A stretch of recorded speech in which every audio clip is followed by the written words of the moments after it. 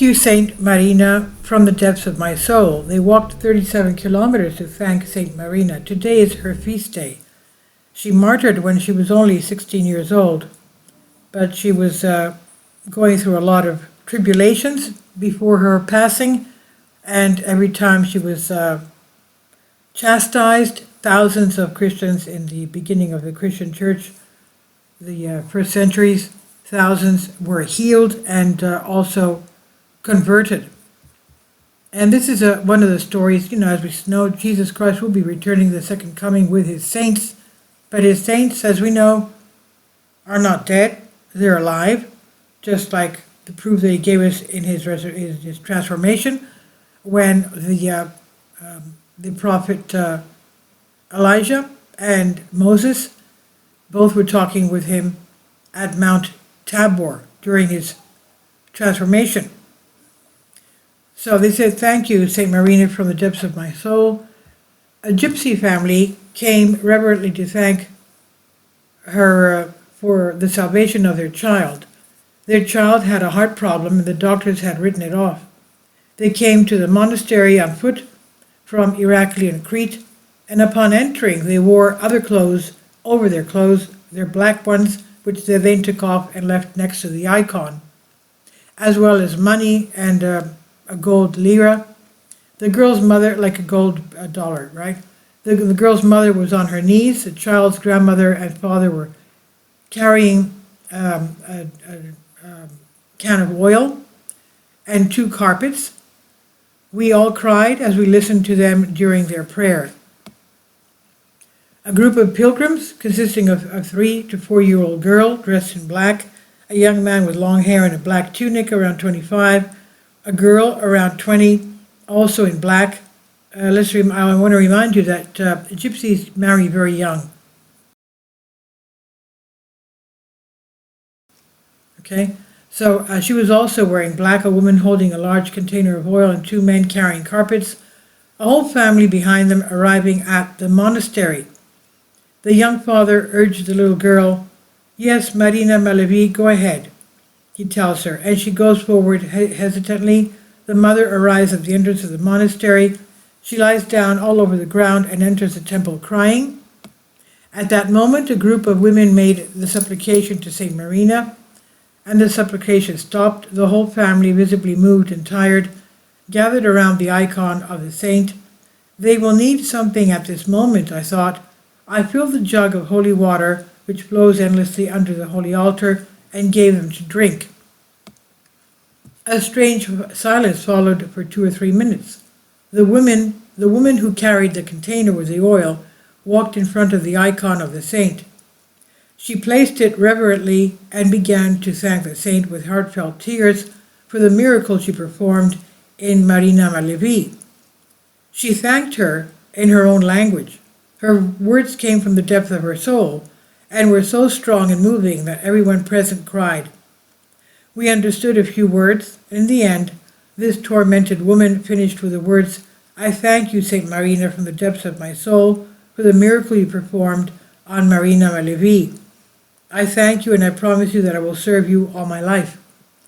Then the young girl fell to her knees at the icon of the saint.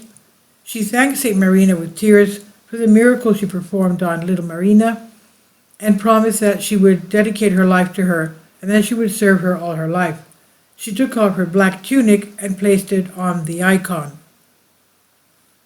The father's turn came. Moved, he knelt at the icon of the saint, and crying, thanked the saint for the miracle she performed on his little daughter, Maria ma vie. As he said, he promised in turn that he would always serve and worship her as a protector of his family. And then he bent down, and his wife tied a red ribbon to his long hair. The little girl and her husband cut his hair. She tied the ribbon with the hair to the rod with the vows. The father took off his black tunic and placed it on the icon.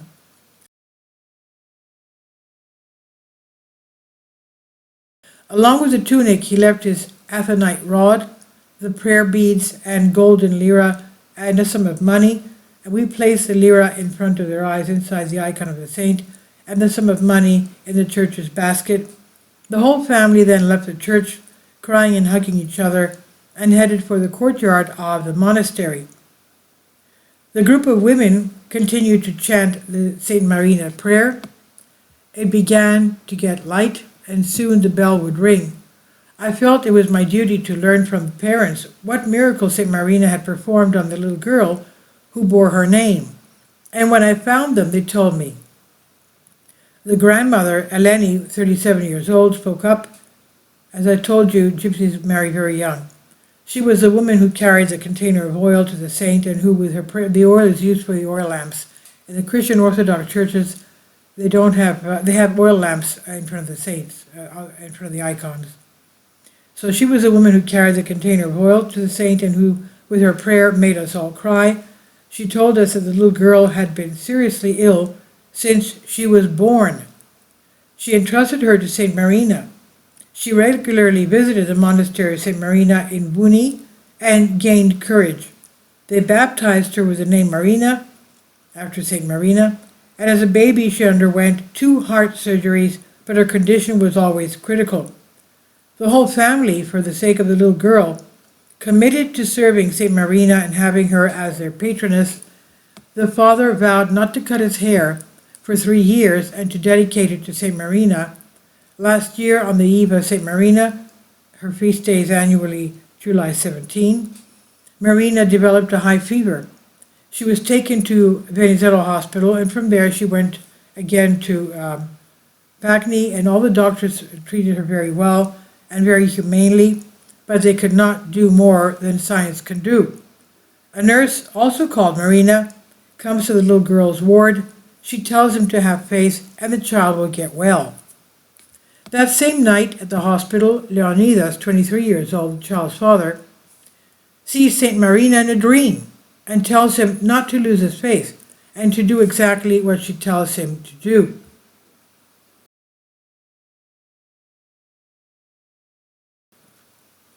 She told him that in the morning, when it dawned, he should give the child something to eat, and that after the child got well, he should put on a black robe and, holding a stick, go to the monastery of St. Marina of Bunis. And there he should cut his hair and leave all this at the monastery. The father woke up agitated and went to buy the child something to eat. In the morning, as soon as little Marina woke up, Leonidas, her father, did as the saint had told him in his dream. The little girl ate a little and fell asleep. The fever began to drop. In a few days, the child was completely well. The doctors themselves confirmed to the parents that a miracle had happened to little Marina. They did not expect such a development. And Anna, 20 years old, the mother of the little girl, saw in her dream that she was in a small church of St. Marina near her village on the eve of the saint's feast. But it was closed, and she was impressed. The next day she discussed it, and again she saw the saint in a dream and told her not to forget her vow, whatever it may be. And the grandmother saw the dream of the saint, who confirmed the words of Nurse Marina. Little Marina Malevic got well, and her parents with their family fulfilled their vow. They started from Heraklion, Crete. They walked 37 kilometers and came to thank the saint and patroness of their family, Marina, St. Marina. They left their vows laid on the carpets on the small church, attended the Divine Liturgy, and the whole family received Holy Communion. They thanked us for the hospitality. We blessed them with an icon of St. Marina, and they promised us that they would often visit the saint who healed their little daughter. I thank St. Marina for allowing me to be present at the moment in all this that took place that morning on the day of her feast. This is by educator Kostas Psalias from the Holy Monastery of St. Marina, Buni, Heraklion, Crete. This is, of course, a true story of the miracle with the little girl. Yes, and our saints do appear to us. You know how I was converted? I had a dream with St. Patrick. I didn't even know, well, that was the only saint I knew, from New York and St. Patrick's Day parades, even though I'm Christian Orthodox. But nevertheless, St. Patrick was an Orthodox Christian. That was before the church was split into Catholic and Orthodox. But I had a dream with him. And I was in Greece when I had that dream. And later, when I went to London, to the church, to Westminster Church, which is not far from Buckingham Palace.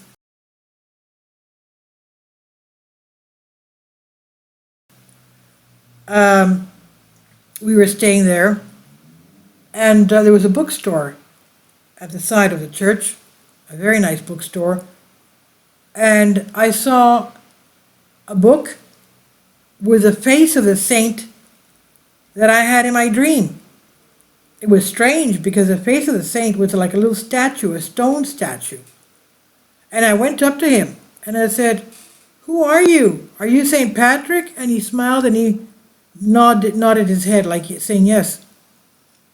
Well, when I went to the bookstore of Westchester Church, I found this thing in front of me, this book, a white page, white cover with a stone face. That was the face of St. Patrick that I saw in my dream. So I saw this a couple of years later. I found this book in the bookstore. Of course, nothing is by coincidence with Christ. He's my beloved saint. I just adore him, St. Patrick. And you can read his life story, or he used to be a slave, a shepherd in Ireland.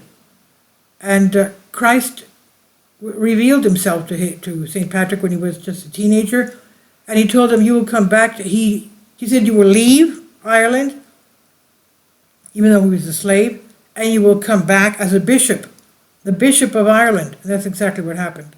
Amazing. So yeah, Christ saints are alive, and they're always around us, helping us and praying for us, interceding for us to Christ, to the triune God. Please leave your comments, and thank you for your support. Please support my Patreon account. The daily posts are 5 videos daily, and they are totally different from what I have on my YouTube channel. Thank you so much for your support, and that you find all my content so interesting. You'll find the Patreon account details in the description box below.